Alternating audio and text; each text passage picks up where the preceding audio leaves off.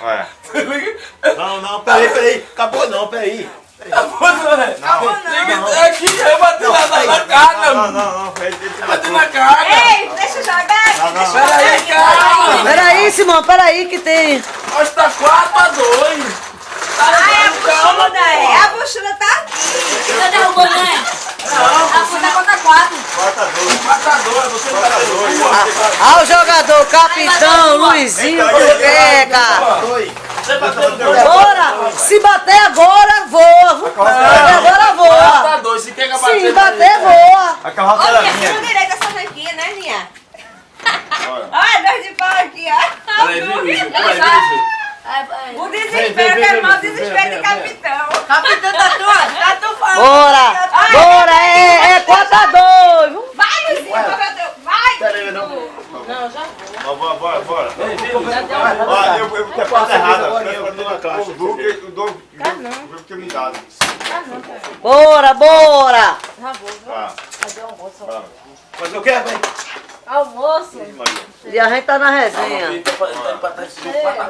Vai empatar não. Vai, Painho, tá bom, Já passei. Já fica aí, né? Eu já vou. Calma, viu, Luizinho? Calma, meta só no jogo. Calma nada, bora.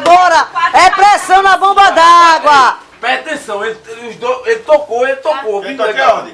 Não, você tocou logo no início, você tocou no quadra e terno. Calma. Eu toquei? Deixa eu ver pra ele. Eu toquei. Tu levou um toque já. Não levei não.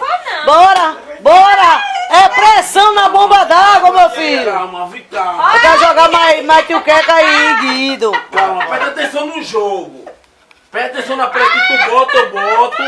Bora. Ai, Deus, Luizinho. É pressão. Quem é? É Luizinho, vai, Vai, Luizinho. Luizinho. Bora, Luizinho, bora. E pra tu ficar com a bonita aí, eu tô aqui tão nervoso. Bora. Capitão botando pressão. Então vai. Jogue. Lembra Calma. que a sua mãe deixou seu pai, mas você não deixou de ser feliz. Isso. Essa foi boa. Caraca, desse jeito. Eita, que tem neguinho trincado. Abriu o espaço da Rede Globo. Fica na tua. Abriu o espaço. Voa, capitão. Ihu! É lag que ele Chora, neném. Calma. O jogo Eita. é nosso. Eita. Calma, que o jogo é nosso. Ninha, pega Olha, daqui conta o pra ver jogo. o rosto dele, Ninha. Conta o jogo, que ele vai botar pra tu. Ele levou um toque e tu levou outro.